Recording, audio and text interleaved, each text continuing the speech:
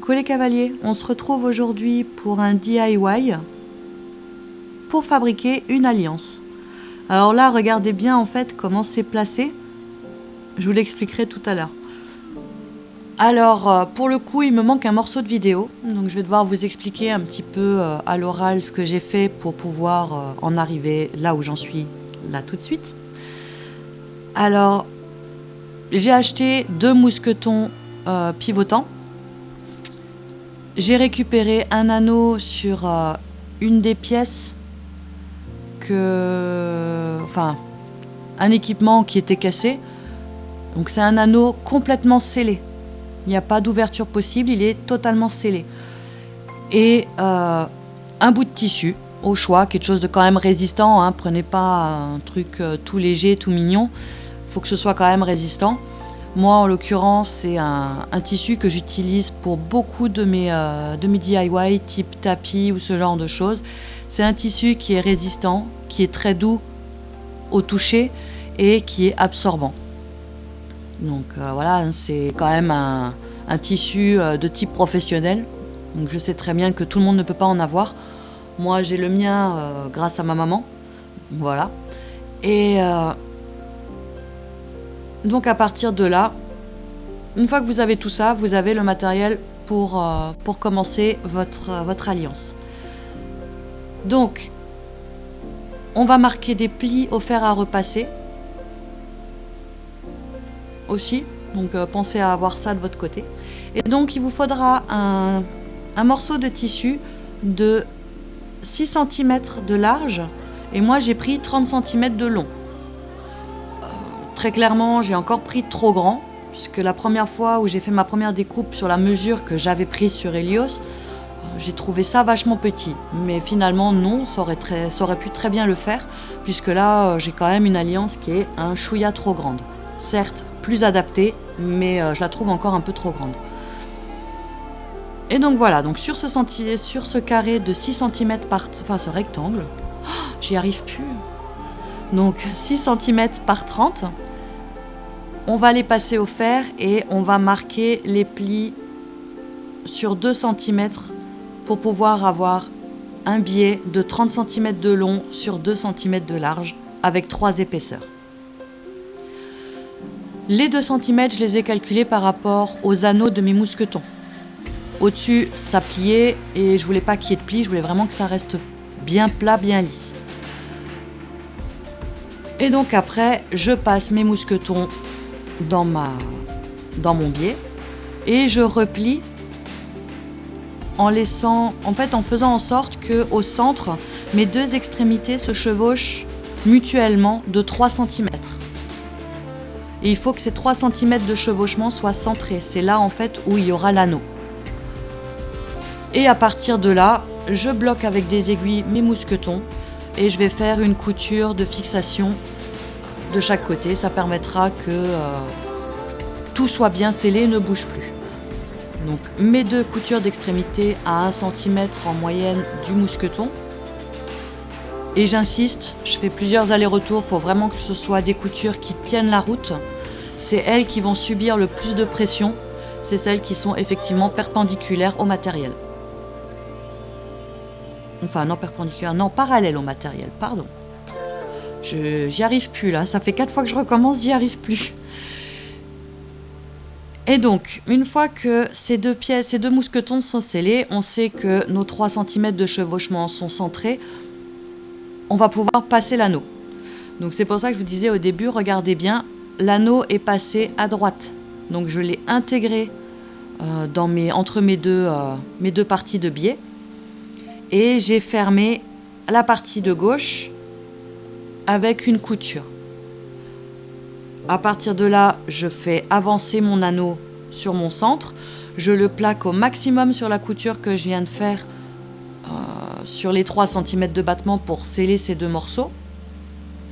Et je vais faire la même sur l'autre extrémité. Et mon anneau sera bloqué au centre. Il va encore bouger, mais il sera bloqué au centre. À partir de là, mon alliance, elle est montée. Maintenant, on va renforcer le bestiau. Et j'ai fait 2 boutonnières. Donc allez, avec 5 mm d'espacement, hein, c'est tout petit, avec une couture en point zigzag très serrée, donc vraiment typée boutonnière. Et j'ai fait ça de chaque côté de mon anneau central pour vraiment bien solidifier la chose. Et en dernier, une fois que ces 2 boutonnières sont faites, j'ai fait une couture de finition au point droit qui va aller sur toute la longueur de mon rectangle entre mes mousquetons et mon anneau. Forcément, il faut le faire en 2 fois. Et au point droit, et je fais mon rectangle, ce qui va permettre de rajouter une couture de plus en parallèle sur mes deux éléments et me sceller mes 2 bandes de tissu qui, elles, sont encore libres. Et donc, ça peut fragiliser. Là, le fait qu'elles soient complètement scellées, ça va les rendre vraiment en faire une pièce unique qui va les rendre beaucoup plus solides.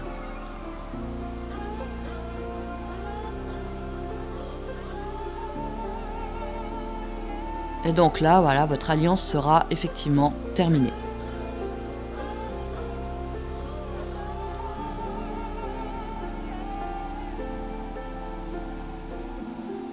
Donc là, voilà, on va tout enlever les fils, je vais tout vérifier.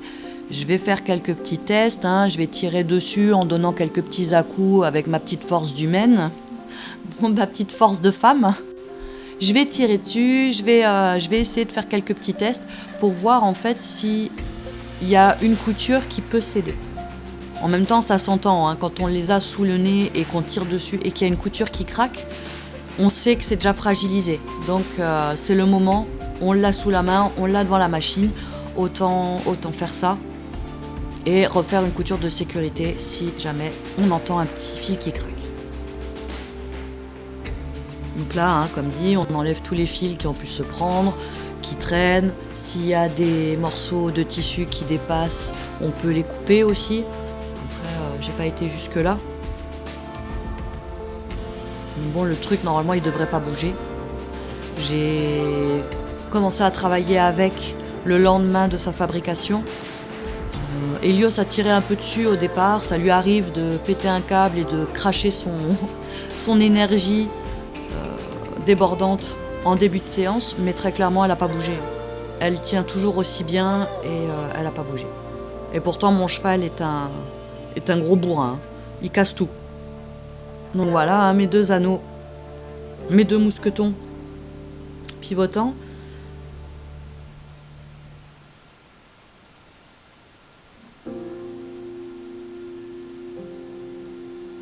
Regardez la maniaque qui passe un coup partout, là, qui enlève les fils. C'est fou, hein. C'est des tocs que j'ai, je sais pas. Voilà, donc là, je tire dessus. J'ai donné quelques petits à-coups. Il n'y a pas eu de couture qui a craqué. Je le referai encore hors caméra, je ferai encore 2-3 petits tests, mais sans plus. Et donc là, je vais vous descendre pour vous montrer ça de plus près.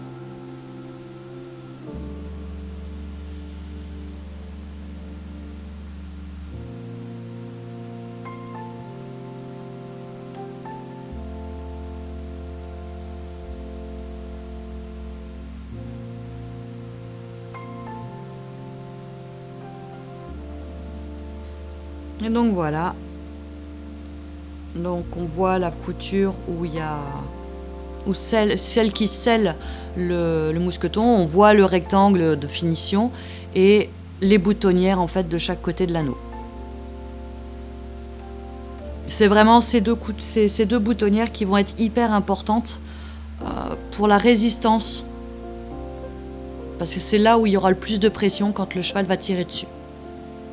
Entre nous qui tirons sur la longe et le cheval qui va tirer de l'autre côté, c'est là où très clairement il y a plus de chances que ça pète. Et donc voilà ce que ça donne sur Helios. Alors on voit, elle pendouille un peu, mais elle est bloquée par son menton. Ce qui n'avait pas avant sur l'ancienne à 22 cm, elle lui remontait dans la bouche, sans problème. Il baissait la tête, s'il y avait le poids du mousqueton et tout, très clairement, ça lui passait devant la bouche sans sourciller. Alors quand il pétait un câble, qui commence à ouvrir la bouche en grand, à tirer, à baisser la tête, et ben à coup sûr, hein, il finissait avec l'alliance et le mousqueton dans la bouche, ce qui n'est pas hyper agréable. Bon, c'est un cheval qui est quand même relativement intelligent, même si il fait des conneries comme ça, il se pose et il attend. Il sait très bien qu'il n'y a que moi qui peux le sortir de cette situation et que tout seul, il n'y arrivera jamais. Donc voilà, ça va. On va dire qu'il n'est pas assez stupide pour aller se péter une dent ou un truc comme ça là-dessus. Mais voilà, on ne sait jamais. Je préfère éviter les risques et que lui soit tranquille dans sa tête. Et donc voilà, sur ce, j'espère que cette vidéo vous a plu. Elle était un peu brouillon, désolée, mais voilà, je commence un peu à en avoir plein le cul. Là, ça fait 3 fois que je la recommence, 4 fois, enfin voilà, bref. Et donc, voilà, je vous dis à très vite pour une prochaine vidéo. Ciao, ciao!